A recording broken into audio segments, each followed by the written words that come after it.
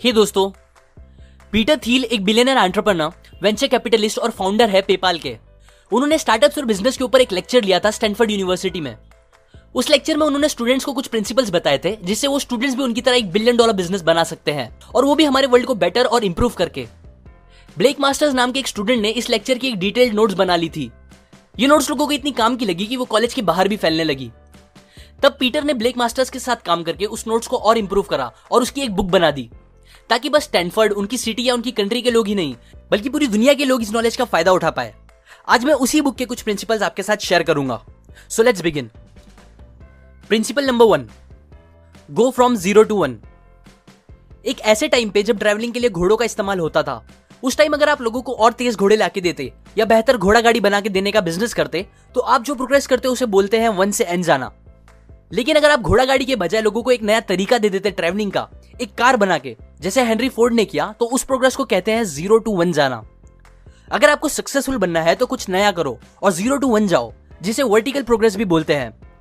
कुछ ऐसा करो जो पहले कभी नहीं हुआ हो, क्योंकि अगर आप जो चीज पहले से बनी हुई है बस उसे ही कॉपी कर रहे हो अपने थोड़े बहुत चेंजेस लगा के, तो आप 1 से N जा रहे हो, जिसे हॉरिजॉन्टल प्रोग्रेस भी कहते हैं। लेकिन ये करने से आपको सक्सेस मिलने के चांस बहुत कम हो जाते हैं। गलती से आपको थोड़ी सक्सेस मिल भी जाएगी तो भी वो बहुत बड़ी नहीं होगी और ज्यादा टाइम तक भी नहीं टिकेगी।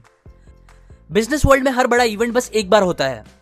दुनिया का अगला बिल गेट्स ऑपरेटिंग सिस्टम नहीं बनाएगा, अगला मार्क ज़करबर्ग एक सोशल नेटवर्क नहीं क्रिएट करेगा, और अगला लैरी पेज एक सर्च इंजन नहीं बनाएगा। अगर आप इनके प्रोडक्ट को कॉपी कर रहे हो तो आप इनसे सीख रहे ही नहीं हो, क्योंकि इन लोगों को ह्यूज सक्सेस मिली जब वो 0 से 1 गए। पर अगर आप इन्हें एग्जैक्टली कॉपी करने का ट्राई करोगे तो आप बस 1 से N जा पाओगे, जो कि बेस्ट ऑप्शन बिल्कुल नहीं है। Principle number 2, become a monopoly, avoid competition. हम ऐसी सोसाइटी में रहते हैं जहां कंपटीशन को बहुत एनकरेजमेंट मिलता है। हमारा एजुकेशन सिस्टम बच्चों को बचपन से ही compete करना सिखाता है। पहले वो मार्क्स के लिए एक दूसरे से compete करते हैं, फिर जॉब के लिए, फिर कोई नहीं मिलता तो अपने नेबर्स के साथ ही compete करने लगते हैं।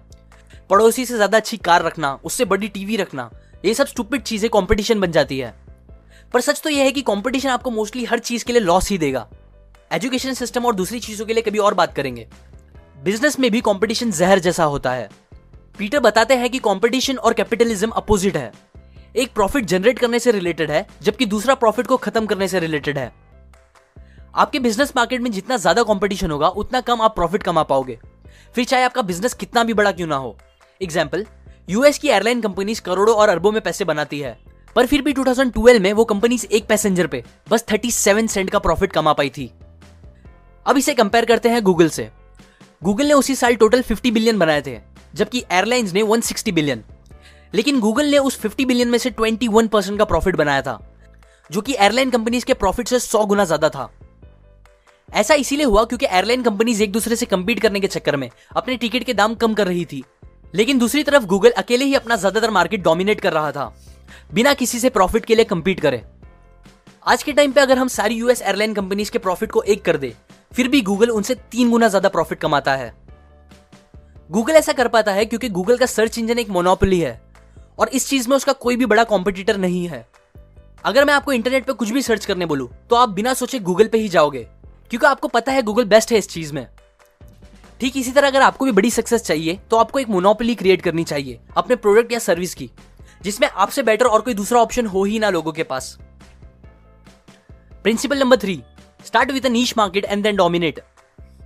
Amazon आज एक ऐसी वेबसाइट है जहां आपको A to Z ऑलमोस्ट हर सामान मिल जाएगा, पर Amazon ने अपनी शुरुआत ऐसे नहीं की थी।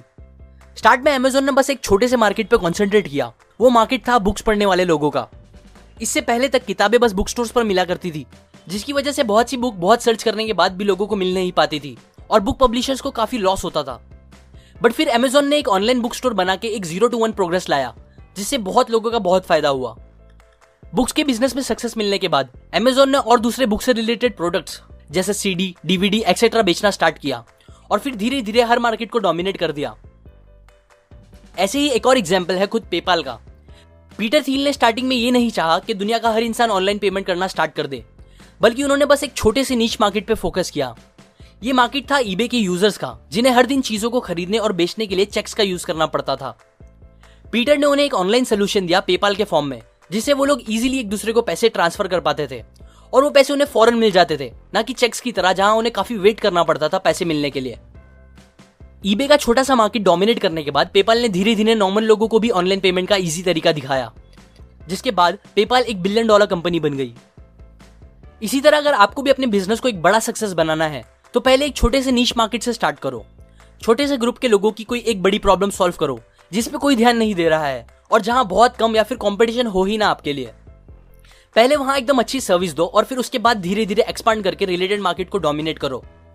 ये बात याद रखो कि एक बड़े से तालाब में एक छोटी सी मछली जिसे दूसरी बड़ी मछलियां कभी भी खा के आराम से खत्म कर दे, वो बनने से बेटर है कि पहले आप एक छोटे से तालाब की एक बड़ी मछली बनो और फिर उसके बाद बड़े तालाब में जाओ।